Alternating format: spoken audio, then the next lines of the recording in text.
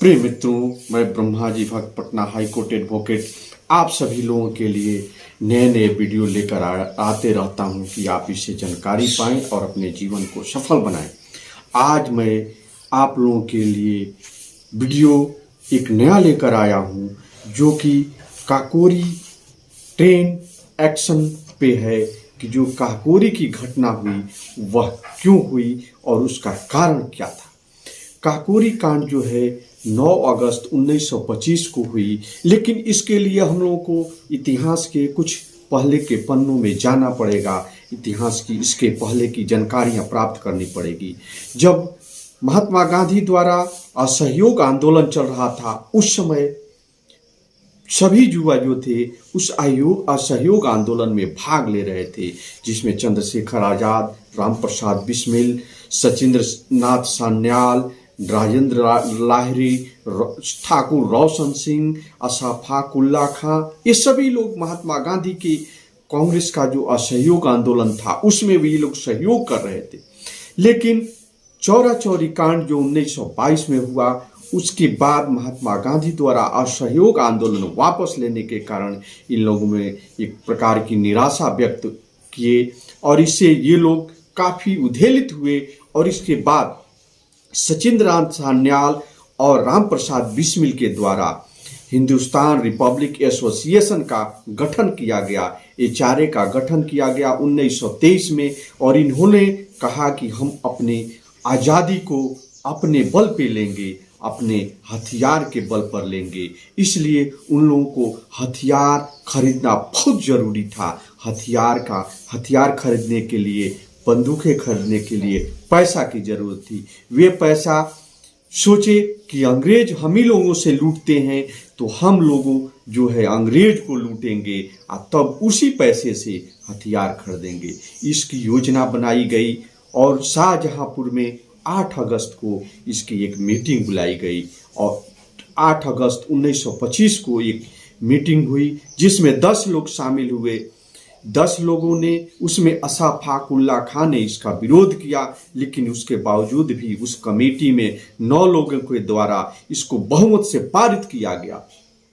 इस HRA की संस्था के द्वारा ये बहुमत से पारित होने के बाद 9 अगस्त को प्लानिंग की गई कि हम लोग ट्रेन में जो सरकारी खजाना है उसी को लूटेंगे।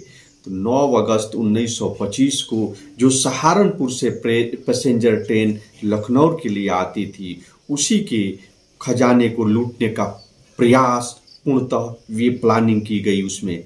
तो जब ही 2 बजे रात को ये ट्रेन काकोरी पहुंची, उसमें राम प्रसाद बिस्मिल और उनके साथियों के द्वारा ट्रेन के जंजीर को खींचकर रोक दिया गया और चंद्रशेखर आजाद और अशफाक उल्ला खां, जो कि तिजोरी अंग्रेजी सिपाहियों के कब्जे में थी, उसको वे लोग अपने हथियार के बल पर उनसे छीनकर, और ये जबकि तिजोरी को 10 सिपाही और व्यक्ति लेकर उसको उठाते थे और चढ़ाते थे, ये 2 ही व्यक्ति मात्र चंद्रशेखर आजाद और अशफाक उल्ला खां के द्वारा तिजोरी को ट्रेन से नीचे फेंक दिया गया और ड्राइवर और गार्ड को और सिपाहियों को पीठ के बल लिटा दिया गया।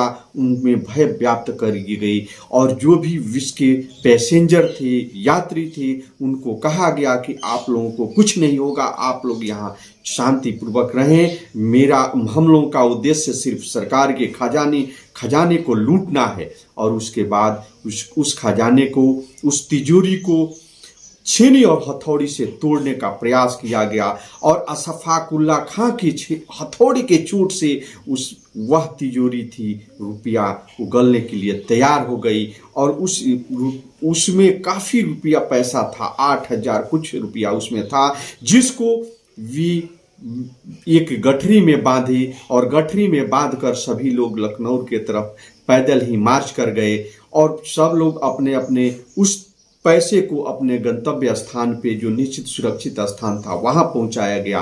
वहां पहुंचाने के बाद सब लोग अपने अपने गंतव्य स्थान पे चले गए रात्रि विश्राम के लिए।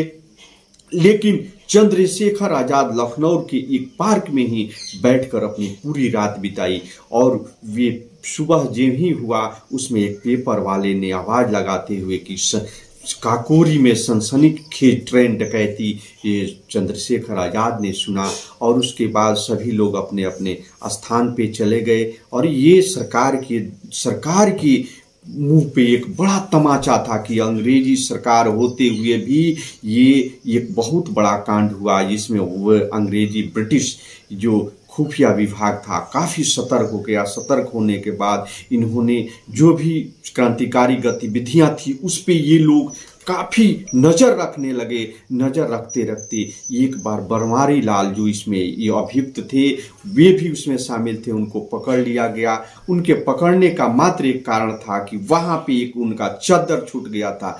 चद्दर छूटने के कारण ये सारी पोल खुली और उसके बाद 46 दिन बाद जो था काफ़ी जगहों पे छापा मारा गया। छापा मारकर उसमें राम प्रसाद बिस्मिल, राजेंद्र लाहिड़ी, ठाकुर रोशन सिंह और लगभग 40 से 50 लोगों की गिरफ्तारी की गई। गिरफ्तारी करने के बाद 2 सालों तक एक मुकदमा चला, जिसमें मात्र एक अभियुक्त जो थे चंद्रशेखर आज़ाद वे पकड़े नहीं जा सके। चंद्रशेखर आज़ाद कहते भी थे कि हमें कहाँ अंग्रेजों की ताकत है कि वे हमें पकड़ सके, हमें कभी जिंदा नहीं पकड़ सकते हैं। ये चंद्रशेखर आज़ाद का शब्द था। चंद्रशेखर आज़ाद ऐसे वीर थे जिनको कभी वे हमेशा आज़ाद रहे, आज़ाद ही मरे। तो उसके बाद उन लोगों पे जो भी लोग थे उन पे केस चला। केस चलने के बाद राजेंद्र लाहिड़ी, ठाकुर रोशन सिंह और राम प्रसाद बिस्मिल, अशफाकुल्ला खां, इन 4 लोगों को फांसी की सजा हुई। 19 दिसंबर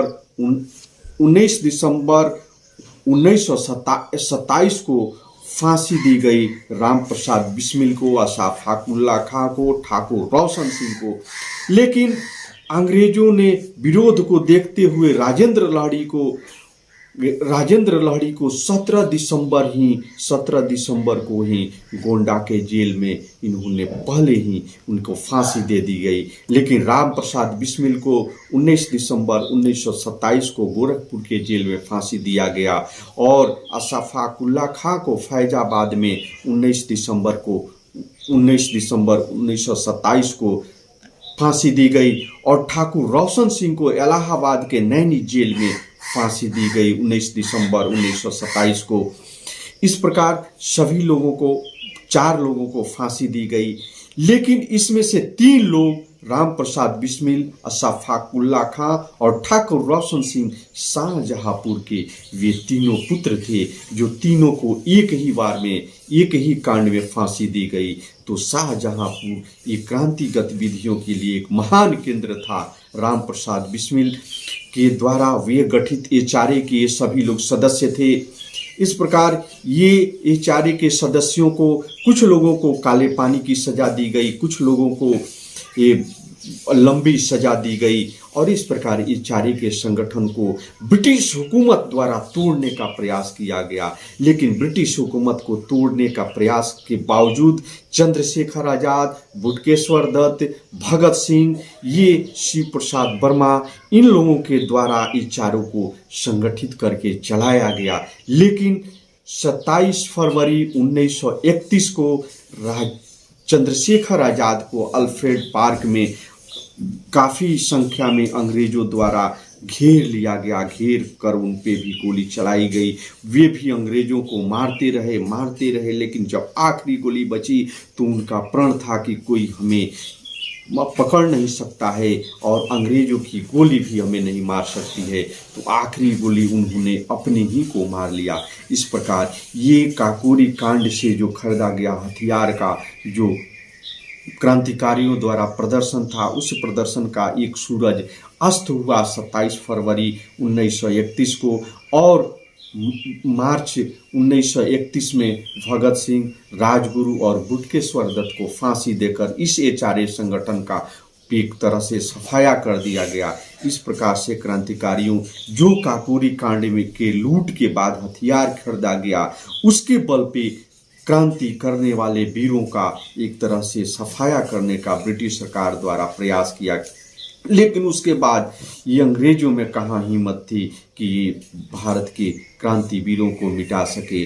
उसके और भी नायक हुए और उन नायकों के द्वारा काफ़ी प्रयास किया गया और इस उसी के बदौलत हम लोगों को क्रांति मिली, हम लोगों को क्रांति की बदौलत आज़ादी मिली। तो आज हम उन सभी क्रांतिकारियों को जो काकोरी कांड के जो वीर सपूत क्रांति थे, उन क्रांतिवीरों को नमन करें, उन्हें नमस्कार करें, उन्हें हम बार बार प्रणाम करें। वे क्रांतिवीर जिनके कारण हम लोगों को आज़ादी मिली, उन्हें आप हमेशा याद करें। राम प्रसाद बिस्मिल, चंद्रशेखर आज़ाद, अशफाकुल्ला खां, ठाकुर रोशन सिंह, जो कि फांसी के फंदे पे हंसते हंसते झूल गए। इसलिए आप हमारे चैनल के माध्यम से उन वीर सपूतों को नमन करें। जय हिंद, जय भारत।